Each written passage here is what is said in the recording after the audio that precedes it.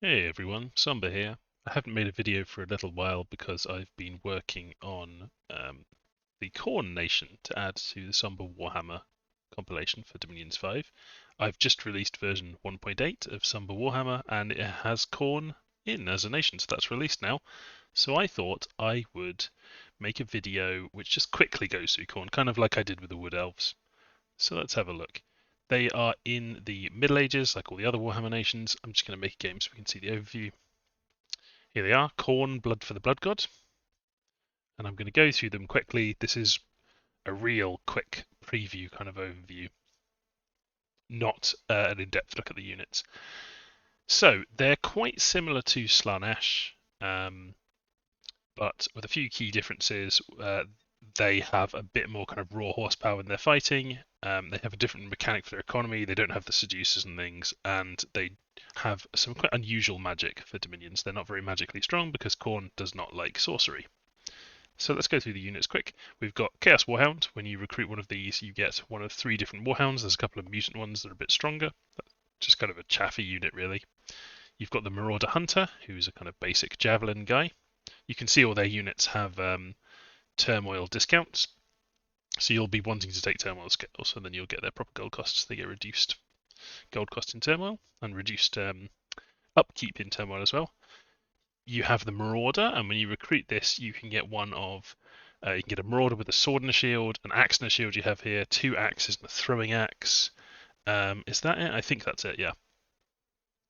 Oh, and sometimes you get a Forsaken Marauder, who's kind of a mutated Marauder. Um, Yep, so that's your basic infantry. They're a bit tougher than normal humans, being tough Chaos Marauder type people. They're a little bit like the Ulmish humans from Dominions. The Marauder Berserker is a step up from the normal Marauder. You get Berserk, you get better stats, and he's got 2 axes. Hits very hard. Berserker 4. Once he goes Berserk, that's very high strength. Hard hitting and pretty accurate. You've got the Marauder Light Horseman. Unlike the Slaanesh one, doesn't have a shield and is slightly different. A little bit more armor, I think, but this is your very light horse unit. He does have a javelin. And then you've got your heavier horse unit out of the Marauder Horseman. You've got this one who's got better armor, he's got a shield, and he's got axes and throwing axes. So he's a bit better, but more expensive. These can be recruited outside of forts, and so can Marauders, and so can your Marauder Scout and your Marauder Chieftain. Then we're moving into the Chaos Warriors, and the Chaos Warriors are where you see Khorne's promotion mechanic, which is pretty much the same as Slaanesh's one. So Chaos Warriors, as they fight and get experience, they're very nasty, heavy infantry to begin with, but then when they get enough experience, they get promoted. You see a little icon will appear above them, a little Khorne icon, and that shows that they're ready to be transformed into their next state, and then they will either transform into a Chosen, which is the sacred version of the Chaos Warrior, or if they have displeased Slaanesh, or displeased Khorne rather, displeased the Blood God, they will be turned into a Chaos Spawn. So it's just a random chance to turn into a Chaos Spawn. And there's a whole bunch of Chaos Spawns they can turn into. You can see them here, a whole bunch of different ones. I'll just click through those so you can just get an idea of some of them. There's some wee little ones, and then there's some bigger ones, size 4 ones, and then there's this very big size 5 one as well. So there's a bunch of Chaos Spawns, and you can also summon Chaos Spawns with a spell. There's 2 types of Chaos Warrior. There's one with a axe and shield, and one with a 2-handed axe. I think the 2-handed axe one's probably going to be preferable for most people. We've also got Chaos Ogres, who are real heavy guys. They've got 30 hit points. They've got real nice protection because they've got a bit more armor, and they've got 2 axes, so pretty hard-hitting big lads, but somewhat expensive. And then we've got the Chosen Warrior, who's the sacred version of the Chaos Warriors. He also has Berserk, where the Chaos Warriors do not have Berserk. They're a bit more disciplined. These are a bit more wild.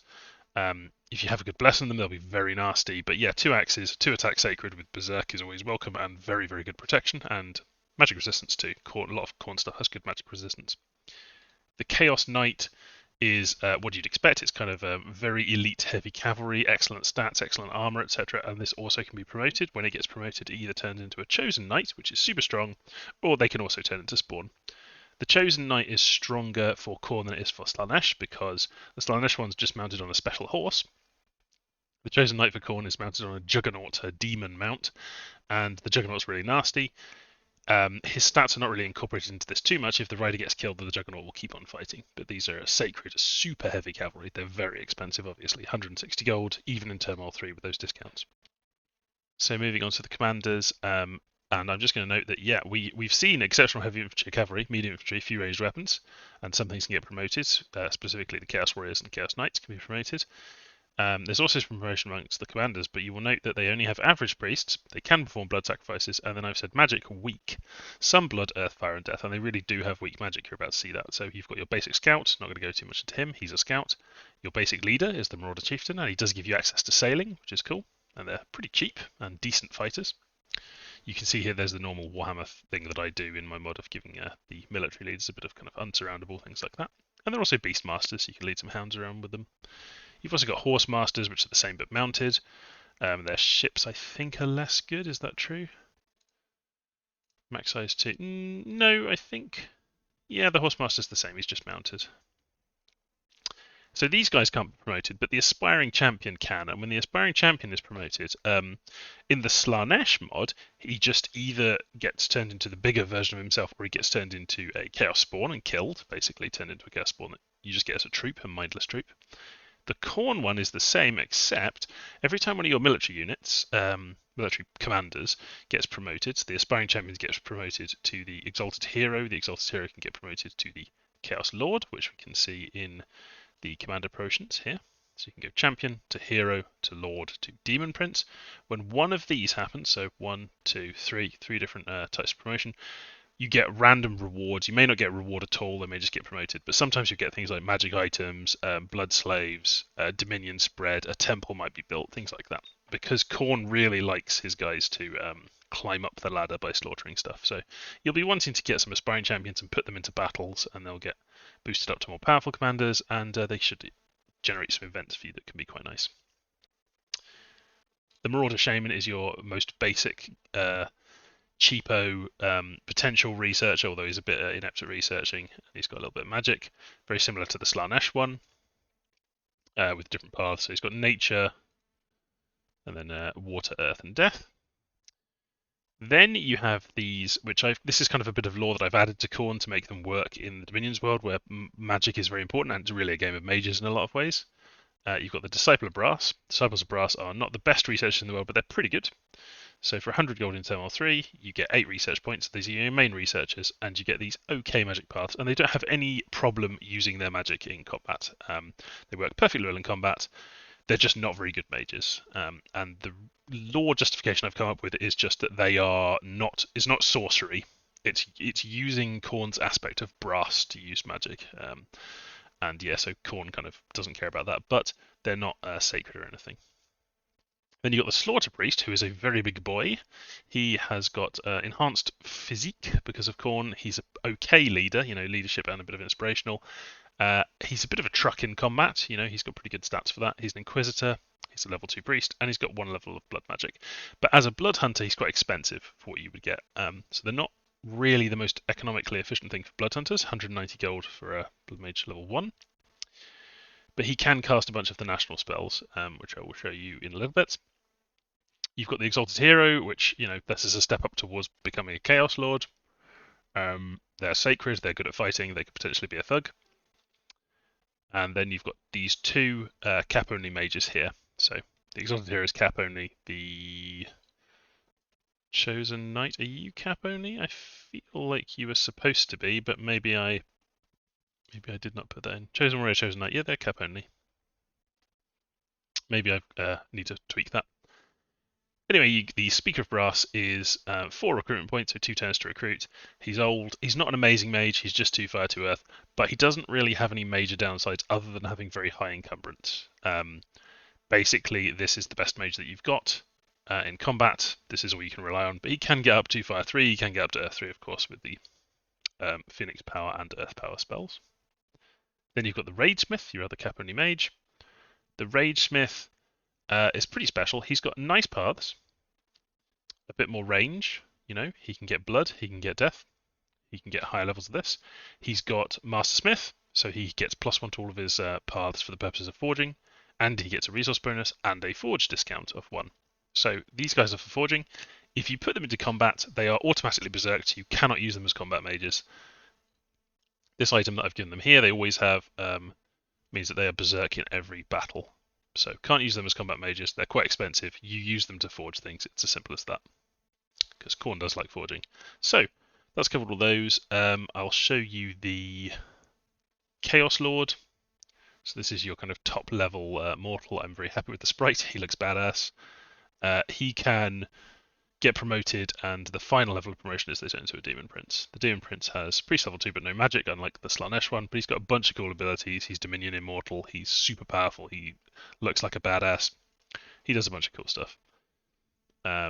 So that's the Commander's troop promotions. Yeah, I've shown those. Oh, this is the Forsaken Warrior. If the warrior gets promoted, he can turn into a Forsaken Warrior. There he is. Let's talk about the summons. So you've got a bunch of summons. You can sometimes get bloodletters when your commanders get promoted. They can turn up as like some servants that you get for free. These are bloodletters. They're the least of the Khorne demons, but they're pretty nasty. They've got a very nice weapon, the Hellblade, and it's got a partial life drain on it. You've got Blood Crushers, which is a bloodletter on a Juggernaut. Very nasty, super heavy cavalry. You've got Fleshhounds, which are sacred, and they're big, scary doggos. So they're good fun. All demons are invulnerable. All demons have a bunch of other tags and abilities and things associated with them. You can see they've got great magic resistance because Khorne has blessed them with these special colours that give them protection from magic. You've also got a Commander Bloodletter you can summon to lead your armies, and he has got a Priest level 2, so he can do some of the priesty stuff. And you've got the Demon Prince, you can summon him as well. You can get a guy promoted from a Chaos Lord to a Demon Prince, but you can also just summon one. And then you've also got the Bloodthirster, which is kind of a marquee, iconic creature of Khorne, and in Warhammer generally. He's on a lot of the iconography of Warhammer. He is a big, scary demon. He is very good at fighting. He's the greatest demon of Khorne. And I'm pretty happy with that sprite. I think that turned out quite well. So there's the Bloodthirster. And you also have, so as MultiHeroes, you've got Chaos Lords and Heralds of Khorne, and you also get a special hero, Bloodthirster, the exiled one, Scarbrand, who can turn up, and he's got some cool abilities. He causes everyone on the battlefield to potentially go berserk, including the enemies. So it's like growing fury, but for enemies as well. So you can make all the enemy mages go berserk, potentially. There's also Skillan from Grimm, who is the Blood Beast, and this is a sprite which I'm pretty happy with. It's pretty ridiculous what a muscle beast he is, but yeah, it fits in with the theme of Khorne. Everything's very over the top. So those are your heroes. Yeah, I guess I should cover the spells that you get and a couple of the mechanics, and then I will finish up and let you enjoy them. So spells-wise, in Alteration, you get Brass Warriors, which is basically Iron Warriors, slightly different paths, and it is available one research level earlier, and it can only be cast by Speaker of Brass or Disciple of Brass, but it's basically Iron Warriors. You don't get anything Evocation or Enchantment, that's right. And then nothing in Thaumaturgy, just checking. And then in Blood Magic, you get a summon to give you Chaos Spawn, summons to give you Blood Letters, summons to a single Blood Letter, summons to give you a squad of Blood Letters, summons to give you Blood Crushers, and later on there is a bunch of Blood Crushers, a Crash, which is the plural for rhinos, I believe. You can get Demon Princes, Heralds of Khorne. You also get these useful buffs, Skulls for the Throne of Skulls and Blood for the Blood God, which your Slaughter Priest can cast. So Skulls for the Throne of Skulls is basically Strength of Giants, but in blood. And it doesn't cost Blood Slaves to cast it, so it's pretty nice. And then Blood for the Blood God is Touch of Madness, but with some different abilities, and it's a bigger area of effect. So you can berserk a bunch of your guys. So you can give them Strength of Giants, and you can make them berserk, and you can make them tougher using Brass Warriors. So you can buff your guys up rather nicely. And that's pretty much the various spells. I'm just going to make the game so that you can see the starting message, which tells you some of your mechanics. So at the start of the game, you'll get this message telling you your mechanics.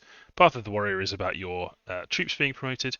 Path of the Champion is about your commanders being promoted, and says you may receive random rewards from Khorne, who is greatly pleased by mortal ambition, as I said earlier. And then your other mechanic is the Red Harvest. Khorne rewards conquest with blood. Each province under your dominion which you fully control, so that's can't be under siege there, You have to have Dominion there. You have to control the province.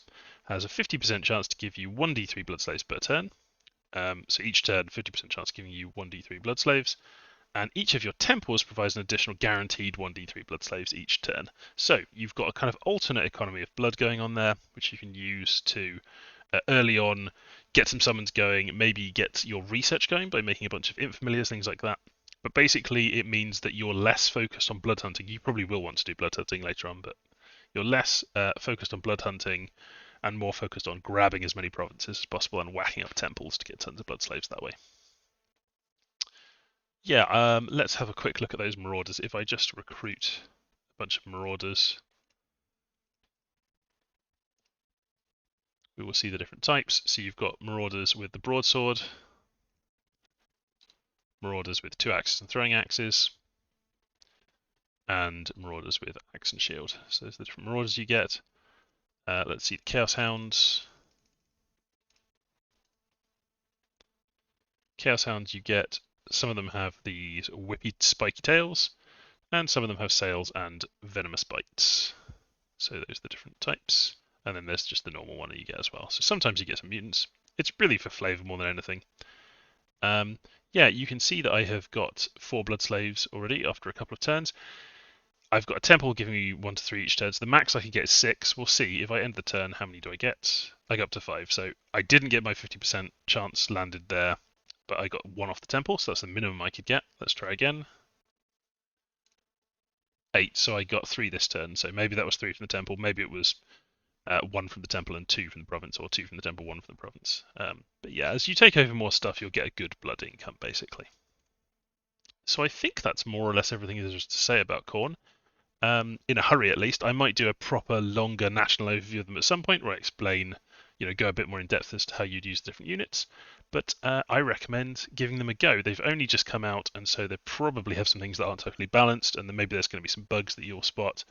Let me know on Discord. I'll put all the links in the description as usual. Thanks for watching, and catch you another time. Bye now.